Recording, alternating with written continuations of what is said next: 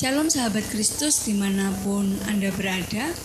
Kita berjumpa lagi dalam segmen Biro Kristen, Bincang Rohani Kristen bersama saya Yuli. Dan saya Pendeta Hari.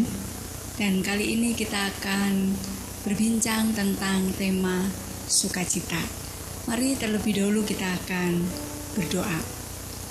Bapa di dalam surga, Allah yang kami kenal di dalam nama Tuhan Yesus Kristus, sungguh kami mengucap syukur buat kasih setia Tuhan di dalam kehidupan kami, anugerah Tuhan yang berlaku sepanjang hidup kami dan sampai hari ini kami ada sebagaimana kami ada.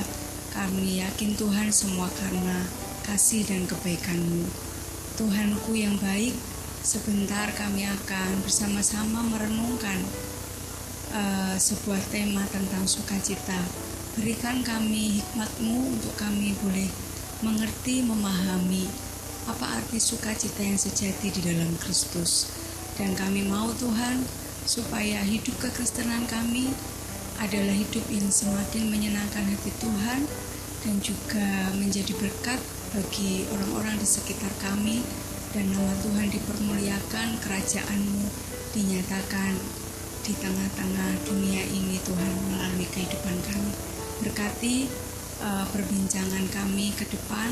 Kami percaya kami yang berkata-kata, kami yang mendengarkan, menyaksikan dimanapun kami berada Tuhan, kami percaya kuasa Roh Kudus bekerja di tengah-tengah kami. Di dalam nama Tuhan Yesus Kristus kami berdoa dan mengucap syukur. Haleluya, amin. Sahabat Kristus yang dikasihi oleh Tuhan, kita melihat, kita merasa bahwa seringkali apa yang kita cari di dunia ini adalah sebuah kebahagiaan. Banyak orang merindukan adanya kebahagiaan di dalam kehidupannya. Entah mereka berharap itu datang dari orang-orang yang mereka cintai. Ada orang yang mengejar kebahagiaan dengan cara bekerja keras luar biasa supaya semakin banyak harta yang dimiliki dan berharap itu menjadi sumber kebahagiaannya, menjadi sumber sukacitanya. Ada orang yang mengejar kebahagiaannya itu dengan mengejar jabatan. Mereka berharap dengan semakin baiknya jabatan, semakin tingginya nilai mereka di mata manusia, maka itu akan menjadi sebuah kebahagiaan di dalam kehidupannya. Nah, kita malam hari ini akan berbincang-bincang bagaimana seharusnya sebagai orang-orang Kristen, pengikut Kristus, kita menempatkan sukacita itu pada porsi yang tepat, dan sumber sukacita yang bagaimana yang harusnya bisa membuat kita, hidup kita adalah hidup yang bersukacita atau hidup yang berbahagia. Nah, itu Pak Pendeta kira-kira bagaimana tentang sukacita, atau bisa dikatakan banyak orang mencari kebahagiaan atau sukacita itu sendiri. Ya. Galatia 5 ayat 22 itu kan berbicara tentang buah roh. Buah roh itu kasih, yang pertama kasih, yang kedua sukacita. Nah, sebenarnya buah yang dihasilkan pengenalan akan Roh Kudus itu pertama kasih, yang kedua sukacita. Jadi kasih itu dan sukacita itu merupakan buah ketika kita mengenal Roh Kudus dan mengizinkan Roh Kudus memimpin kehidupan kita sehingga kasih dan sukacita itu keluar. Nah, tadi yang dikatakan tadi bahwa banyak orang mengejar kebahagiaan. Kebahagiaan dengan sukacita itu sama atau tidak? Bahagia dengan sukacita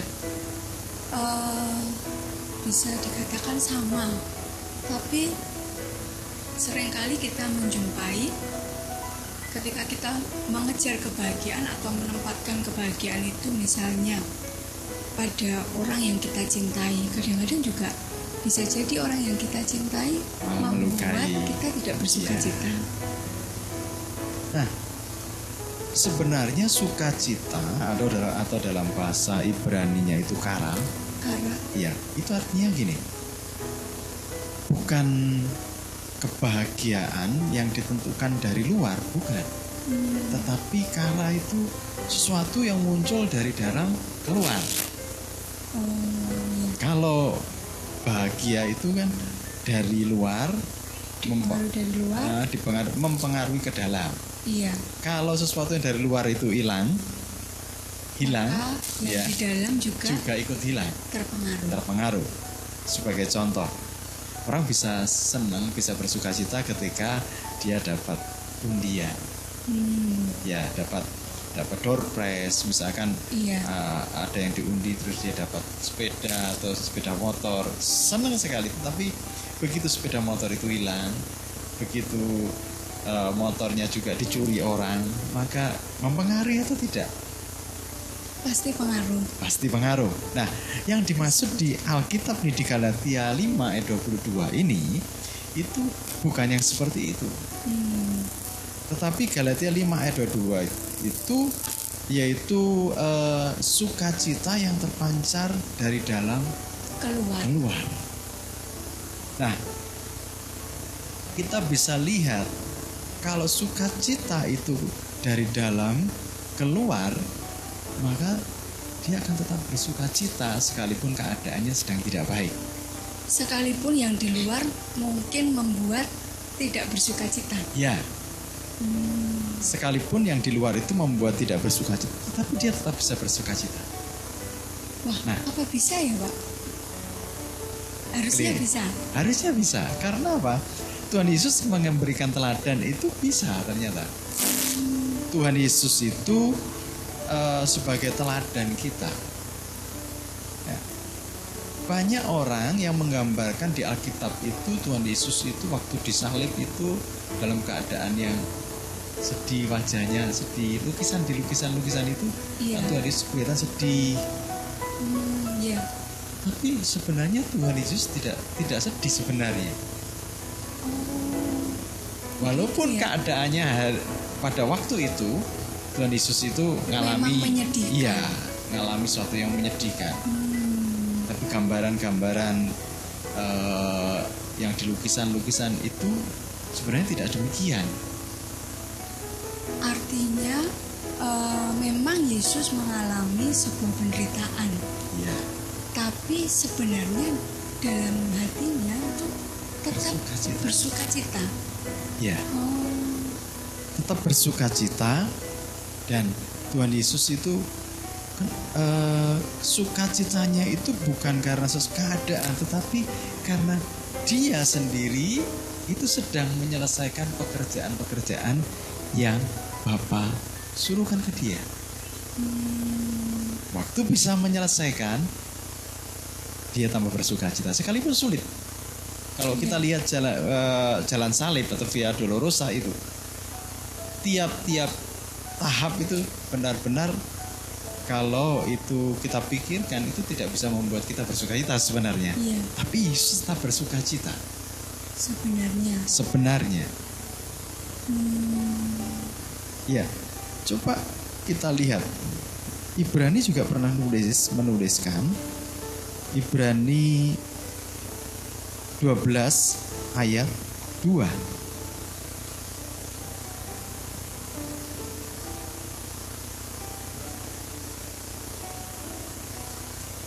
Ibrani 12 ayat 2.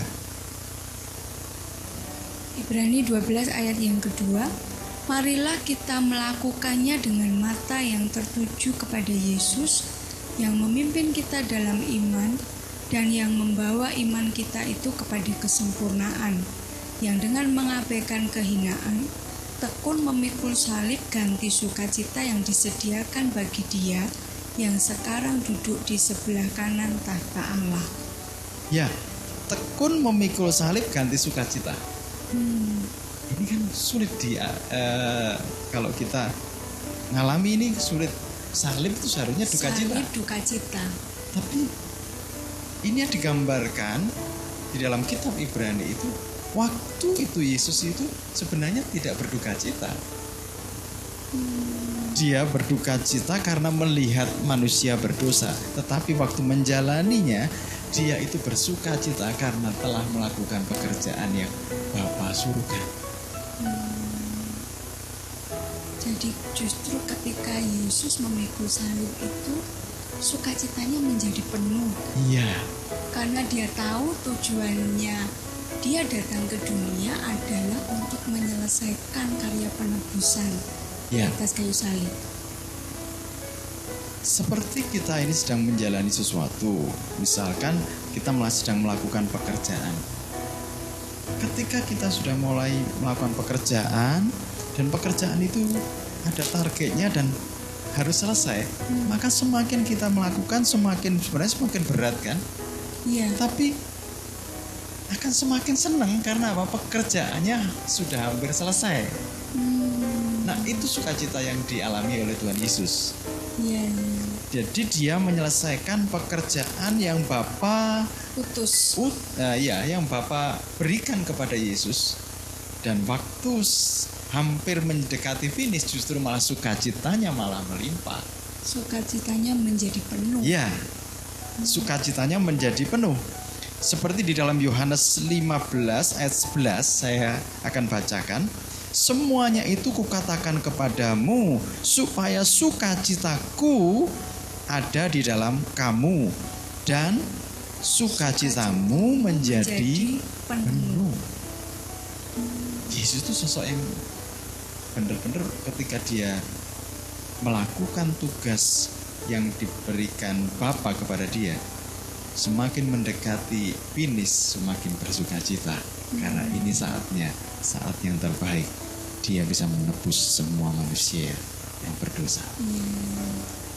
Nah, kita seringkali memang mendapat gambaran satu fragmen kecil dari peristiwa penyaliban Yesus itu, bahwa Yesus itu adalah sosok yang penuh dengan duka cita.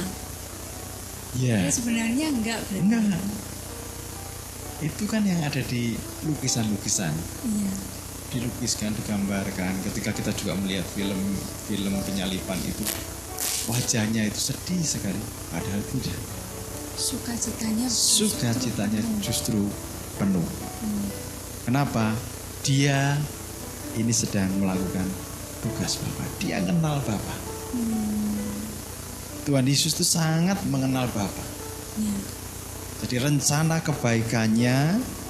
kebaikan Bapa itu dinyatakan dalam anak, dan anak menyelesaikan, dan itu membuat Yesus bersukacita seperti yang Ibrani 12 ayat 2 tadi dikatakan bahwa tekun memikul salib ganti sukacita. Ya. Saya jadi teringat seringkali kita baca ya di kitab Injil itu bagaimana Yesus itu sebenarnya adalah pribadi yang suka makan-makan di mana-mana. Dikatakan sama musuh-musuhnya, dia dikatakan pelahap. Iya, di mana-mana ngajak makan. Nah, itu menunjukkan bahwa Yesus itu bersukacita kan? Iya, orang yang maksudnya bisa bertemu dengan banyak orang, dan pasti kalau orang biasanya kalau suka makan-makan begitu. Makan itu tidak mungkin sedih. Iya, benar-benar. Makan itu udah. Yesus waktu di dalam dunia dia suka makan-makan. Berarti dia bersukacita sekali ketika dia ada di dalam dunia menyelesaikan tugas Bapa, itu bersukacita sekali, excited sekali. Iya, betul-betul. Saya juga teringat Yesus ini juga disukai anak-anak. Kalau orangnya pemurung, kalau Yesus wajahnya sedih, iya, anak-anak dekat atau tidak? Tidak. Betul. Pasti Yesus ini wajahnya adalah penuh dengan sukacita. Ini dari dalam, karena pengenalan Yesus akan Bapa. Ketika kita mengenal Bapa, kita pasti tahu rencana kebaikannya. Dan ketika kita tahu rencana kebaikannya, dalam keadaan bagaimanapun kita akan tetap sukacita karena rencana Tuhan itu baik. Nah, Juga ketika kita lihat di dalam perjalanan kisah para rasul, Iya. itu Setelah tekanannya Yesus naik ya. ke surga. Setelah Yesus naik ke surga yang barusan kita peringati, Iya.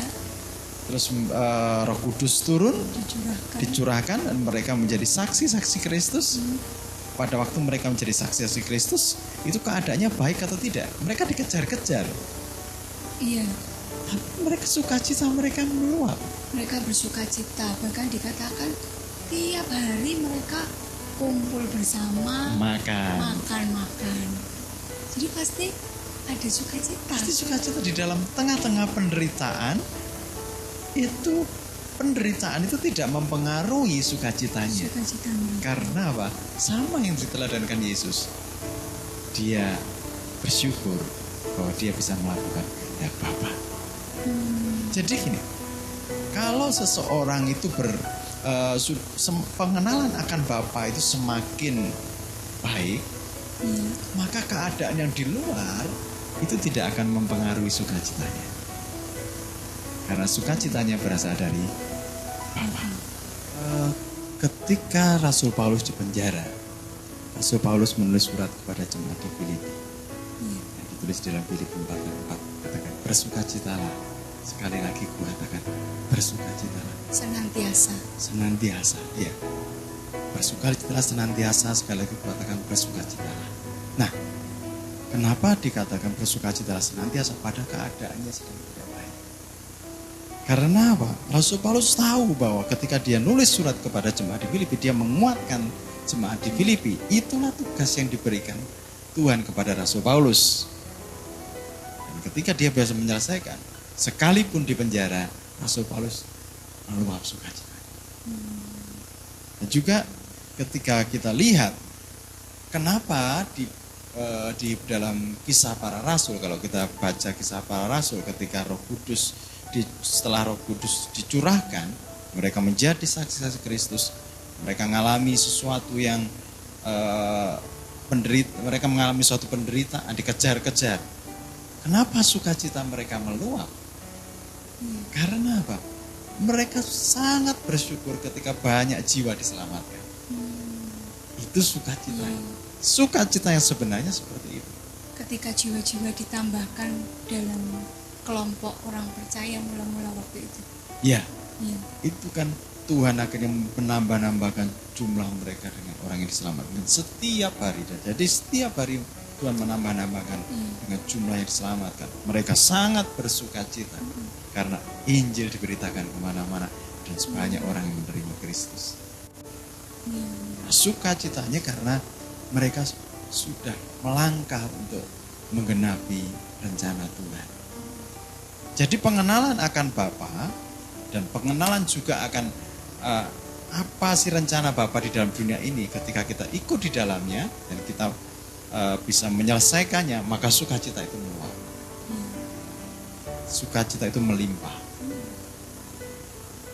Berarti kita sebagai anak-anak Tuhan, pengikut Kristus, orang Kristen yang hidup di masa sekarang, apa yang bisa kita teladani, Pak Pendeta, dari pribadi Yesus sendiri, rasul-rasul di zaman itu, dan untuk kita terapkan di masa sekarang ini?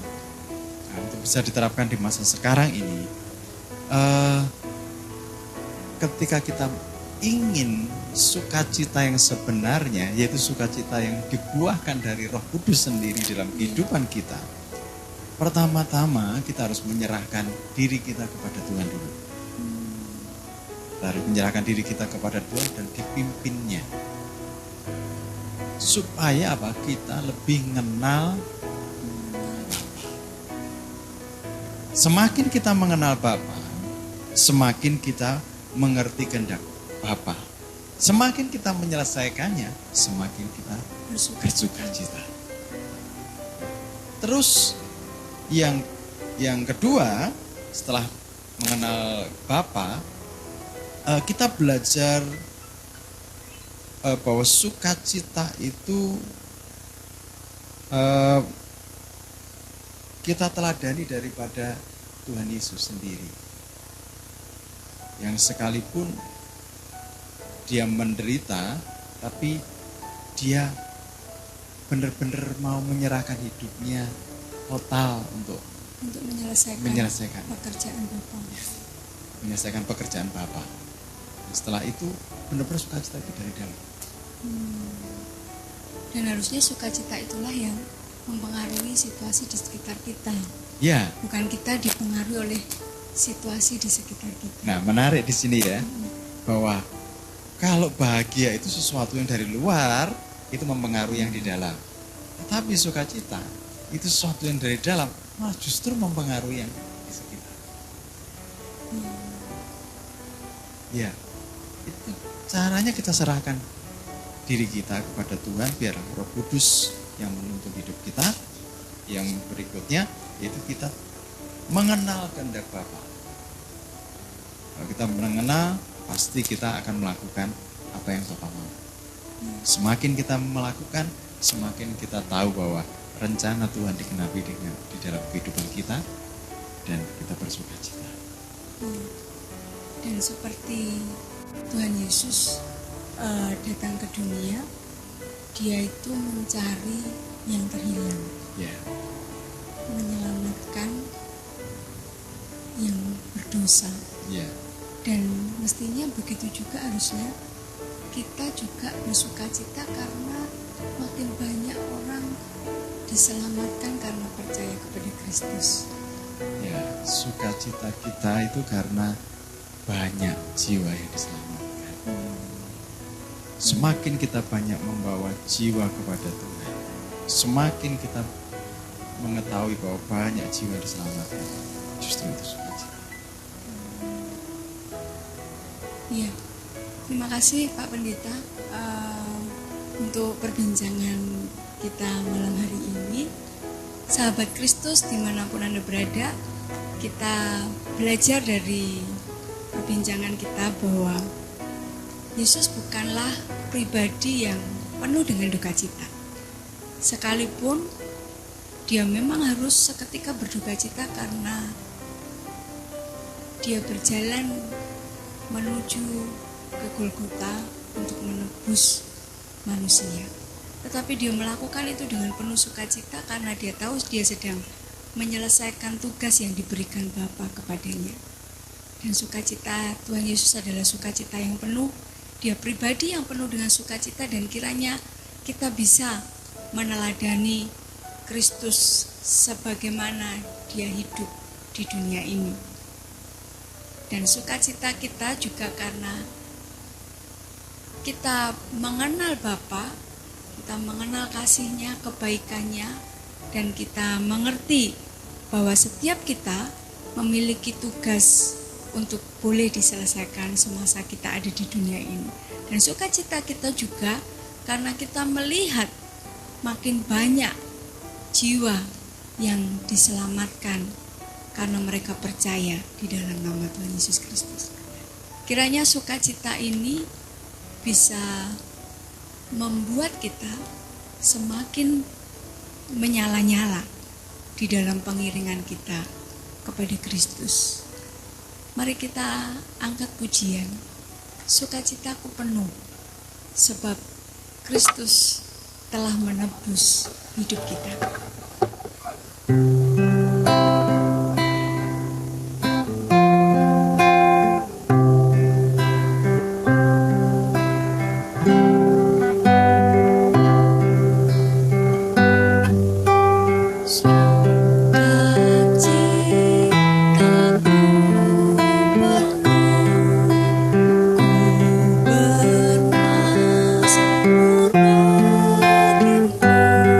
Karena ku